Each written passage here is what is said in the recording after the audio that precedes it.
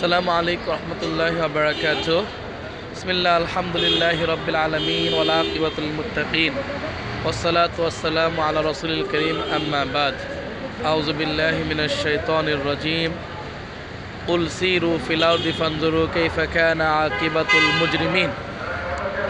সুপ্রিয় শ্রোতামণ্ডলী, দেশ এবং দেশের বাইরে যে যেখান থেকে দেখছেন এবং শুনছেন, আমি ডক্টর জামিল হোসেন আপনাদের সকলকে জানাই বাংলাদেশের অন্যতম আন্তর্জাতিক বিমানবন্দর শাহজালাল আন্তর্জাতিক বিমানবন্দর থেকে অনেক অনেক প্রীতি এবং শুভেচ্ছা। আজকে এখানে আসার মূল উদ্দেশ্য হচ্ছে, আমরা বিগত রাতের ভোর ৩টা ১০ থেকে এখানে উপস্থিত আছি। আলহামদুলিল্লাহ, এখানের প্রতিটি দরজা বা ফটক প্রমাণ করে যে কত মানুষ আপন মানুষকে ছেড়ে দূরে চলে যায়, কত মানুষের স্বপ্ন তার দুচোখ ভরে তারা পরিবার পরিজনকে ছেড়ে অন্যত্রে পাড়ি জমায়। বহু মানুষ জীবন জীবিকার জন্য চলে যায়, বহু মানুষ আবার প্রাণের টানে নানানভাবে বিপদে আপদে পড়ে কিংবা স্বেচ্ছায় পরিবারের কাছে চলে আসে। এক বিস্ময়কর জগৎ, এটা হচ্ছে এয়ারপোর্টের জগৎ।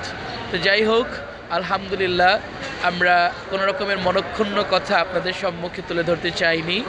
আমরা শুধু বলতে চাই যে আজকে আমাদের অর্থাৎ আমার পরিবারের অন্যতম আপন সদস্য আমাদের কাছ থেকে বিদায় নিচ্ছেন এবং ঢাকা থেকে কুয়ালালামপুর তথা মালয়েশিয়ায় চলে যাবেন। আমরা এখন কথা বলছি 7:30 ঘড়িতে, এবং আমরা 1 ঘন্টার মধ্যেই আশা করি তার ফ্লাইট উদীয়মান হবে এবং সেটা আনুমানিক 12:30 কি 1টার মধ্যে পৌঁছে যাবে।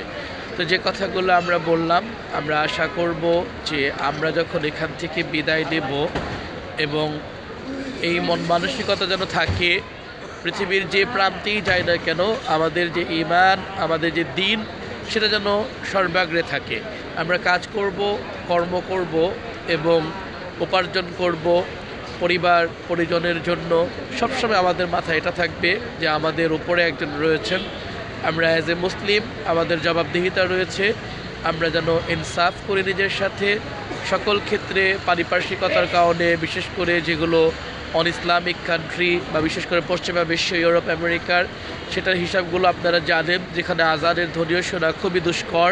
ওই সমস্ত দেশের প্রবাসীদের জন্য আমার একই আহ্বান, এবং যারা মুসলিম অধ্যুষিত দেশগুলোতেও যান তাদের জন্য একই কথা।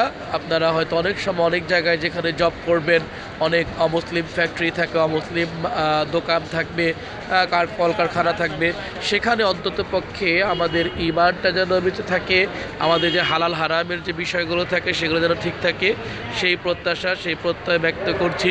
এবং ইনশাআল্লাহ আল্লাহ চাহে তো আবারও অচিরেই আমাদের পরিবারের অন্যতম আরেকজন সদস্য, আমার খুবই স্নেহর ছোট ভাই, আমরা আপনাদেরকে পরবর্তীতে বিস্তারিত জানাবো। আমরা তাকে বিদায় করার জন্য হয়তো আবারও এখানে আসতে হবে। তো দোয়া করবেন, ইনশাআল্লাহ আল্লাহ রাব্বুল আলামিন তাদের এই সফরকে পূর্ণতার সাথে পূর্ণ করুন এবং সুস্থ সবল অবস্থায় সেখানে পৌঁছে দেশ ও জাতির জন্য, পরিবারের জন্য সেবা করার তৌফিক দান করুন, এবং ঈমান নিয়ে পুনরায় আমাদের মাঝে যেন ফিরে আসে সেই রকম ব্যবস্থা আল্লাহ করে দিন। আমিন। আসসালামু আলাইকুম ওয়া রাহমাতুল্লাহি ওয়া বারাকাতুহু।